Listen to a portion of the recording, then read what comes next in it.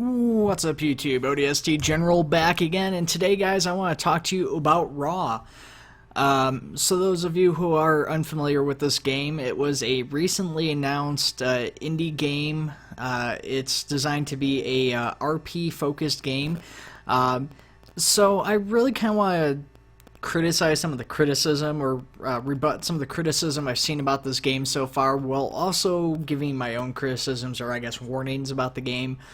So those of you who are unfamiliar with the game, basically the concept is this is in the same vein as like 5M mods, like OCRP, Arma 3 Life mods, stuff like that. So basically you just play as a player character. You can become a cop, firefighter, EMS, drug lord, or farmer, or whatever else.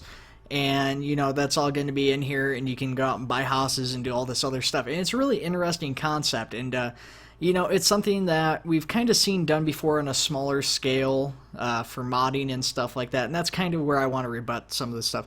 So some of the biggest criticism I've seen of this is that basically this game is impossible, and I've seen this argument multiple times from multiple people, and people are saying if this game was possible, a big company would have already taken it out because it's going to be a big money maker and all this other stuff. Let's not kid ourselves. This is probably not going to be a big money maker. RP gaming's kind of a niche market. It's getting bigger and bigger. There's no doubt about that. It's gained a lot of popularity and following on Twitch.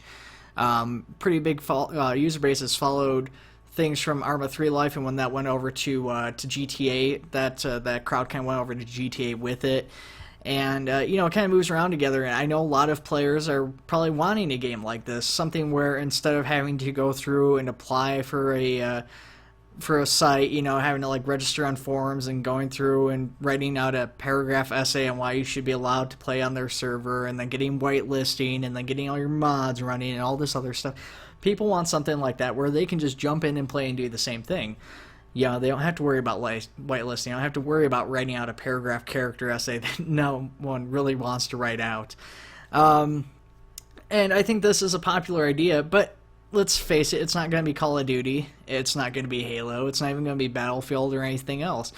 It's not nearly that popular, and despite gaining more and more popularity over time, this isn't going to be the best-selling game ever, despite some people, saying that, if somebody were to actually successfully make this, it would be the best-selling game ever. The reason big companies aren't going to approach something like this is because it is for a smaller demographic. A big developer could do a game like this, and they could do it really well, but they need backing and approval from a game publisher. DICE doesn't just go out and make Battlefront. They don't just go out and make Battlefield. They get backing from EA to do that. EA says, hey, here's some money. Now you're going to pay us back in interest because we funded your game development. We'll put your game out there, but we get a cut of it. And, that's just how it works. So if a company like EA, for instance, doesn't see the value in a game concept, if EA is the one who's saying, okay, we don't see a value in this, or Activision, or Take-Two, or whoever the publisher is, and you come to them with a concept like this, they're not necessarily going to want to back it, and this is more so true nowadays. I mean, clearly modern gaming's moved more into the realm of sequels. I mean, that's why we've got, Gears of War 5 coming out. We've got Halo Infinite, which is the 6th Halo game, not including spin-offs, out. It's not something where unique concepts and ideas or bigger risks are taken. This is a genre that's never really been explored in a full-size game, so that's a huge risk for a publisher. That's a huge risk for a developer, too. So that's kind of my criticism of that. That's one of the primary things I've seen, and it's just nonsense. People said that if this could be done, it would have been done already. That's not necessarily true. New game concepts, new ideas and stuff is always being done. It's always being changed. The gaming, people could have said about VR. If it could have been done, it would have been done ages ago. Well, now we've got VR. People have at one point said, oh, if we could have communication across the world, it would have been done already because somebody was smart enough to do it. Well, it takes time. Somebody has to think of it. New technologies come out, make stuff possible that you wouldn't think had any relation to it. One of the other, bigger things that I've also seen people criticizing is, is just the fact that, you've got all these players that need to cooperate together, and that won't work out either. And, once again, we've seen it. It's actually been done. People are saying this game hasn't been done before. It has. You know, we've got Arma 3 Project Life, for instance, was one that I featured on my channel, and it had a lot of stuff from this. Now, it was obviously a smaller scale than what this promises to be, and it was a mod, so it had that pre-made base of Arma 3 already as an engine to use, but it did exist. You could go out, you could be a burger cook, and you could go out and fish to supply the burger place with the burger patties, you know, give the fish as meat so you can make fish burgers, and those people could sell burgers to the players to keep their hunger meters full, and they need to keep their hunger meters full to stay alive. And so that chain was in there, and it actually did usually work. Now, it did have some flaws, and I'll talk more about that, why I'm concerned with some ways about this game and why it might not work. But yeah, basically, we've actually seen this. We've seen this game actually made. We have seen the ideas in this game actually carried out by a community. People are saying nobody's going to want to be a factory worker. Nobody's going to want to go out and mine. Well, people are going to do that, especially if you balance it correctly. If you make it so that you can't go out and be a criminal on day one, people are going to go out there. They're going to do the mining. They're going to do that stuff because they're going to have to earn the money to go out and get guns. They're going to need those guns to rob banks. So maybe if they want to rob banks, they'll have to flip burgers first to get to that point. You know, maybe balance out. If you want a gun, you can go law enforcement, but there's penalties or this or that. If you go after and shoot people who aren't armed or something, you get like negative bonuses. You lose money, you get fired from your job, or whatever. I don't know. There's definitely ways to balance it out. You know, there's definitely ways to get people to do those more menial tasks. And some people even have fun with that. I mean, I've definitely seen some of the funniest videos I've seen for Arma 3 Project Life was people out there flipping burgers. You know, and they're just having a blast with it, just screwing around, you know, just being ridiculous with it. But hey, it's funny, and, you know, it's funny playing alongside some of those people. So I do have my own concerns about this project. I got a few, but I just think people are focusing on the wrong issues because this project can be done. It can be successful, and, you know, the concept of it can be carried out, but there is a few issues with it that I want to try and address. The first and most notable is the developer itself. It's a small developer. This is probably their first project. It says this is their first one of this scale, but I suspect this is probably just their first project. You know, and the thing is, you know, it's a big project. It's not easy. Now, like I said, modding development teams of a few scattered people have done this, you know, people with less experience potentially in gaming, but the thing is, and the trick of this is that this is a game they're building from the ground up. You know, with Project Life or even OCRP with 5M, you've got a pre-built base, you've got pre-made buildings, or you've at least got a system in which you can import outside models into relatively easily. All that stuff's documented and stuff, and it's just a matter of troubleshooting. And even if you struggle with it, even if somebody on your team struggles with it, you've got a whole huge list of people that you can go to. Arma has a dedicated modding section, a whole bunch of actually modding sections where you can go to, and you can ask questions on texturing, you can ask questions on map making, on model importing. You know, GTA 5 is pretty supportive with its community. You go to LCPDFR, LSPDFR, whatever you want to call it, and you go there and you ask people there. I mean, they're usually pretty supportive too. And yeah, GTA 5 mods is another one, and so those things do have support. This does not have that support. This is going to be a ground-up thing. I mean, there's certain things that they can go on. They can go to like Unreal Engine development stuff and get help for it, but a lot of this they're going to be on their own for, and they won't have people to back them up if they get into a tricky situation with this that stops them. That's the first big issue that they need to overcome is, of course, just being a small company taking on a huge project like this. It's not in favor of them right from the get-go because of that. And that's probably my biggest concern with this project. You know, we've already seen one project just like this one fail already. You know, with Current Gaming, that other project, it released 6 months ago. It's not even close to what they promised. It's barely gotten its stuff that it released was 6 months ago working properly. You know, with modern gaming, that can always change. I mean, you can just patch something nowadays and say, okay, well, we're going to add this expansion or patch it or whatever that adds 90% of the content that was left out. And that's definitely possible. It's not likely to happen, but it's possible. So you can't ever really count a game out by how it releases. You can't necessarily judge a game for that anymore. It makes game reviews a lot harder to do, in my opinion, because when you do a game review, you're doing it based off the first day or first week or even first month that game's out. A few review channels have kind of picked up on this on YouTube, and they're starting to go back. It's like, what does this game look like a month later, a year later, 3 years later, whatever. Because games can vastly evolve and change over that time now.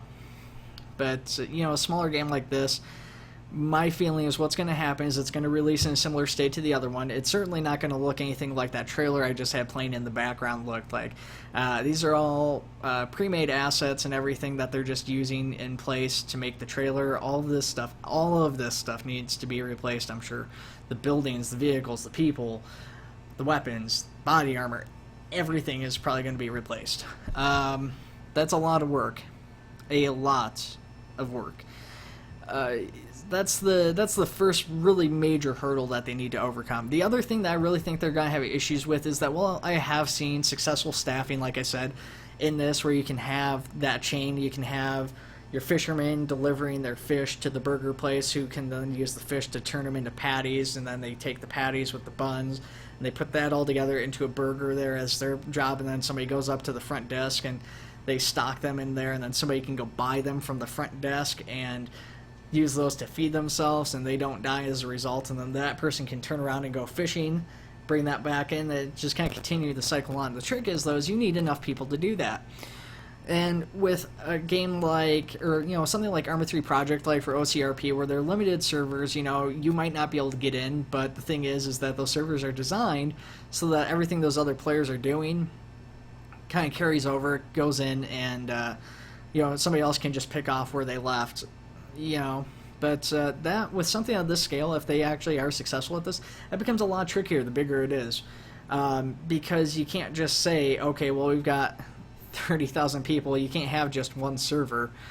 It's just not viable or possible even, you know. So how are you going to go in and have that contingency? Is it going to reset every day? Does somebody going to have to buy a house every single day that they come on here, or new weapons? Will it save what's on them? There's a lot of questions that need to be answered for this. Maybe they've figured some or all of this out. I don't know. But it's definitely something that's not going to be easy for them to overcome.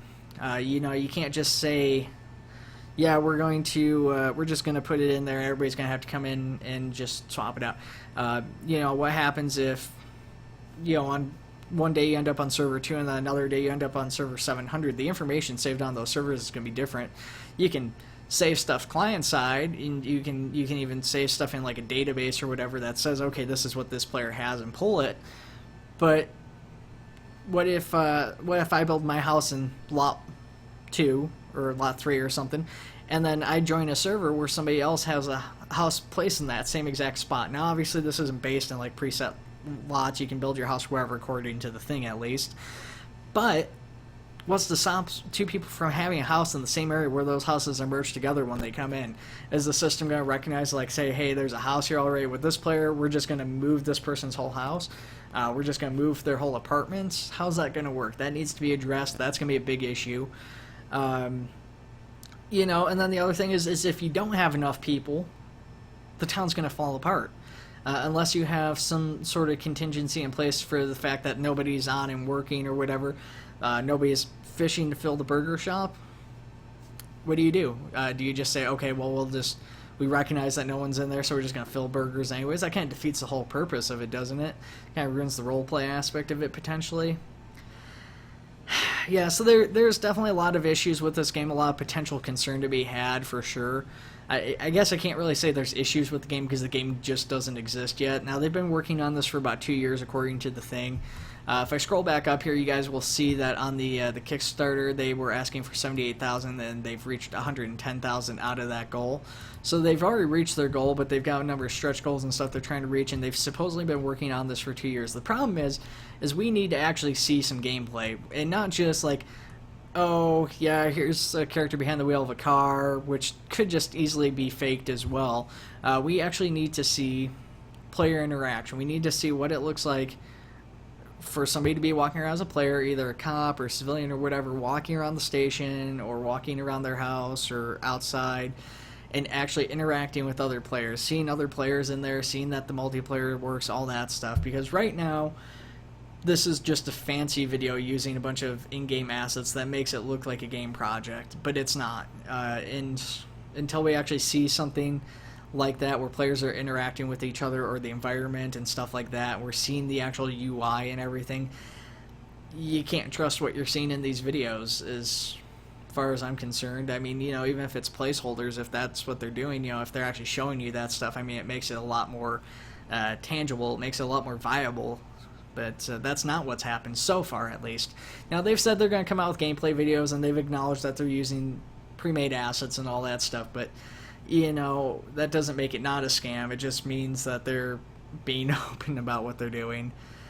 So, yeah, anyways, guys, I want to know what your thoughts are. Have you guys heard of Raw? Is this your first time hearing about Raw? If either way, what are your guys' thoughts on the video? I know I kept the trailer muted, guys. Go check out their Kickstarter.